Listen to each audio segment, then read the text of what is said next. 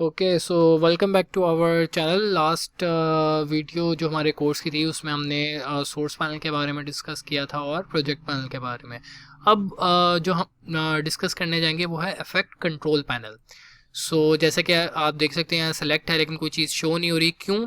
क्योंकि effect control panel जो है वो इंडिपेंडेंट नहीं है, वो डिपेंड होता है एलिमेंट्स पे जो आपने सेलेक्ट किया होता है, वो फिर उसकी प्रॉपर्टीज़ शो करा रहा होता है। जैसे फॉर एग्जांपल मैं ये वाली वीडियो अगर सेलेक्ट करूंगा तो मेरे पास शो होगा इफेक्ट कंट्रोल पैनल में यहाँ पे उसकी प्रॉपर्टीज़। अगर मैं ये चीज़ सेलेक्ट करूंगा तो मुझे इसकी शो होंगी, अगर मैं ये वाली फाइल सेलेक्ट करूंगा तो मुझे इसकी शो हो रही होंगी। तो ये डिफरेंट होता है हर पैनल का, हर एलिमेंट का।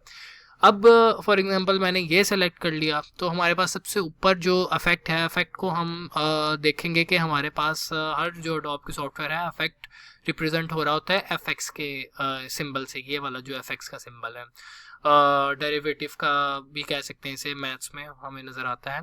सो सबसे ऊपर हमारे पास है मोशन। यहाँ पे आपको नज़र भी आ रहा होगा कि ये वीडियो फाइल है। और अगर मैं ये कलर मैट सेलेक्ट करूँगा तो यहाँ पे सोर्स कलर मैट आ जाएगा। यहाँ पे सोर्स वो वीडियो फाइल जो हमने एक्सपोर्ट की थी वो आ रही होगी, उसका नाम आ रहा होगा और ये उसके आगे सीक्वेंस आ रही होगी। खैर, सबसे पहले हमारे पास है मोशन। ठीक है, मोशन बेसिकली क्या होता है, उसमें पोजीशंस और स्केल।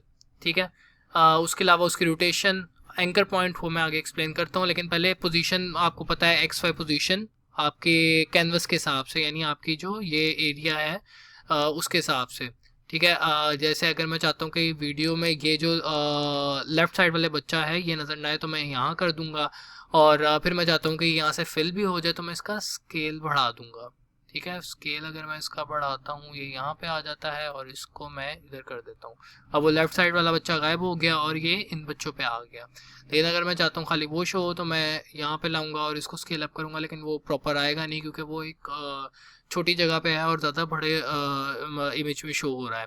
सो ये बेसिक आपके पास मोशन पैनल था। इसको आप अगर रीडू करना चाहते हैं तो control Z of course option है आपके पास, और कंट्रोल शिफ्ट जेड जो है आपके पास रीडू का ऑप्शन है। लेकिन आप रीसेट करना चाहते हैं इस जो वीडियो के आपने अभी चेंजेस किए हैं उसको, तो आप इस पे भी क्लिक कर सकते हैं। ये पूरे जो आपका मोशन का आपका है, यहाँ पे अगर मैं बंद करूँ इसे तो आपको नज़र आएगा मोशन में क्या क्या है। मोशन में ये वाली चीज़ें ये सारी ये रीसेट कर देगा, जैसे कि ये। लेकिन अगर मैं चाहता हूँ कि ये स्केल जो यानी उसका साइज़ जो हमने बढ़ाया था उसको रीसेट ना करे लेकिन उसकी पोजीशन को रीसेट कर दे, तो मैं इस पर क्लिक कर दूंगा। ठीक है, ये जैसे यहाँ पे ये रीसेट हो गया, लेकिन मैं फ़िलहाल इसको ओवरऑल रीसेट कर रहा हूँ।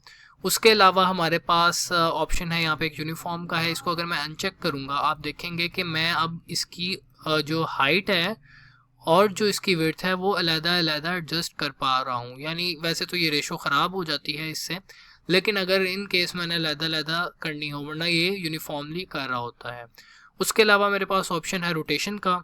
ठीक है, और रोटेशन के बाद मेरे पास ऑप्शन आ जाता है एंकर पॉइंट का। एंकर पॉइंट क्या है कि किस पॉइंट ऑफ रेफरेंस से ये जो प्रॉपर्टीज़ हैं ये अपना चेंज लेंगी। जैसे अभी है सेंटर, यानी अगर मैं स्केल अप करता हूँ तो सेंटर के रेफरेंस से वो स्केल अप कर रहा है।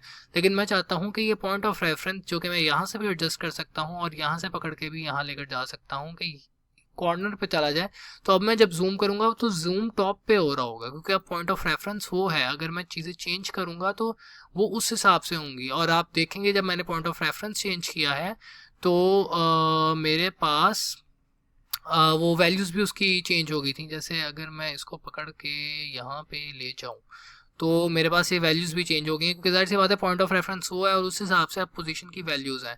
उसके अलावा हमारे पास ओपेसिटी है जो कि हम नेक्स्ट वीडियो में आई गेस डिस्कस कर लें तो बेहतर है, ये वीडियो लंबी होती जा रही है। और ओपेसिटी के अलावा भी कुछ चीज़ें डिटेल में डिस्कस कर लेंगे और दैट्स इट। और उसके अलावा एक और चीज़ कि आप इसको स्केल अप और डाउन यहाँ से भी कर सकते हैं। ये ज़्यादा हो रहा है क्योंकि पॉइंट ऑफ रेफरेंस हमारा डिफरेंट है। यस, तो इसको मैं रीसेट करता हूँ। मोशन पे जब मैं क्लिक करूँगा मेरे पास ये ऑप्शन आ जाते हैं, मैं यहाँ से भी इसको एडजस्ट कर सकता हूँ, इसको स्केल डाउन स्केल अप कर सकता हूँ। सो ये था आज की वीडियो में। मिलते हैं आपसे अगली वीडियो में जहाँ हम ओपेसिटी और डिफरेंट और चीज़ों को डिस्कस कर रहे होंगे, ट्रांसपेरेंसी और उसके मोड्स वगैरह।